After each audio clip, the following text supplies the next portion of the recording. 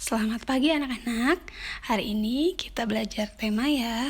Lanjut ke pembelajaran 3 dan 4. Pada pembelajaran 3 ada muatan PPKN, yaitu tentang faktor yang memengaruhi keragaman di Indonesia. Seperti yang sudah kita ketahui bahwa Indonesia mempunyai berbagai macam keragaman ya, mulai dari keragaman agama, suku bangsa, dan bidang pekerjaan. Apa saja sih faktor-faktor yang mempengaruhi keragaman di Indonesia? Mulai dari keragaman agama, ini terjadi karena letak Indonesia yang cukup strategis. Ya, hal ini membuat Indonesia ini menjadi jalur perdagangan dari berbagai negara. Para pedagang datang ke Indonesia, ini turut menyebarkan agama di Indonesia. Oleh karena itu, agama yang Indonesia ini terdiri dari 6 agama. Ya, kemudian dari segi suku bangsa, ya terjadi karena Indonesia ini merupakan negara kepulauan ya yang terpisahkan oleh lautan ya. Nah, hal ini menyebabkan munculnya beragam suku Indonesia. Dalam satu pulau aja ada berbagai macam suku ya. Contohnya di Pulau Jawa ada suku Sunda, suku Jawa, suku Baduy ya.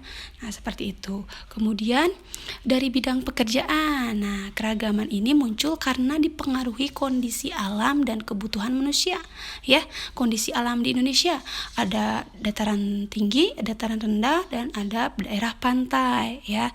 Tentunya kondisi alam ini yang mempunyai pekerjaan berbeda-beda ya. Kalau di daerah pantai pekerjaannya kebanyakannya nelayan, kalau di dataran rendah kebanyakannya menjadi petani di sawah ya. Kalau di dataran tinggi kebanyakannya menjadi kebun atau petani teh, seperti itu. Nah, keragaman ini saling berkaitan ya.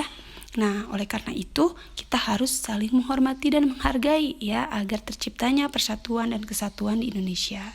Apa saja sikap persatuan dan kesatuan yang dapat kita lakukan?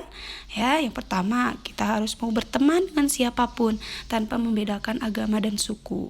Ya, kemudian menghormati teman yang sedang beribadah. Contohnya, tidak ngobrol di dekat teman yang sedang ibadah ya. Kemudian tidak mengganggu teman. Jangan mengejek teman yang punya logat bahasa yang berbeda ya, nggak boleh.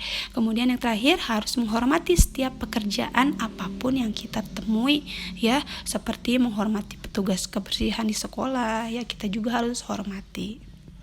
Pada muatan IPS, yaitu tentang keragaman suku di Indonesia ya, dimulai dari Pulau Sumatera ada suku Gayo ya dari Aceh, kemudian ada suku Batakaro yang ada di Sumatera Utara, ada suku Minangkabau ya dari Sumatera Barat, ada Anak Dalam dari Jambi, Talang Mamak dari Riau, Pasemah dari Sumatera Selatan, dan Enggano dari Bengkulu. Kemudian kita ke Pulau Jawa ya. Di Pulau Jawa ini ada suku Betawi dari Jakarta, suku Sunda dari Jawa Barat, suku Jawa ya dari Jawa Tengah dan Yogyakarta, dan suku Madura dari Jawa Timur. Kemudian kita ke Pulau Bali, NTT, dan NTB. Kalau di Bali ini ada suku Bali Aga ya. Kalau di NTB, Nusa Tenggara Barat, ada suku Sasak, dan di Nusa Tenggara Timur ada suku Alor. Lalu di Pulau Kalimantan ada suku Tidung ya, adanya di Kalimantan Utara. Kemudian suku Dayak ya di Kalimantan Barat, dan suku Banjar di Kalimantan Timur, dan ada Dayak Bakumpai dari Kalimantan Tengah dan Kalimantan Selatan. Kita ke Pulau Sulawesi ya. Di Sulawesi Utara ada suku Sangihe Talaud ya. Kemudian di Sulawesi Tengah ada suku Ampana, di Sulawesi Selatan ada suku Toraja, di Sulawesi Tenggara ada suku Bugis, dan di Sulawesi Barat ada suku Mandar. Kita ke Pulau Maluku ya. Di Maluku ini ada suku Ambon, dan di Maluku Utara ada suku Seram.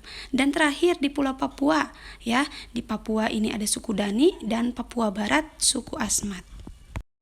Kita lanjut ke pembelajaran 4, yaitu ada muatan bahasa Indonesia tentang menggali informasi teks melalui ide pokok.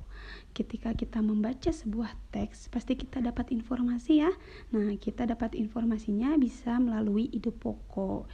Jadi suatu teks ini mengandung beberapa informasi penting yang ingin disampaikan ya. Nah, untuk mendapatkan informasi tersebut, kita harus paham dulu isi teksnya dengan baik. Salah satu cara untuk memahami isi teks adalah dengan menentukan ide atau gagasan pokok di setiap paragraf teks tersebut ya. Ingat tidak? Ya, ini pembelajaran di semester 1, ide pokok atau gagasan pokok ini ya. adalah informasi yang penting ya. Nah, gagasan yang menjadi pokok dalam pengembangan paragraf. Lalu ada muatan IPS, yaitu tentang keragaman bahasa daerah di Indonesia ya. Dimulai dari Pulau Sumatera, ada bahasa Aceh, Batak, Melayu, Jambi ya, ada Mentawai dan bahasa Lampung.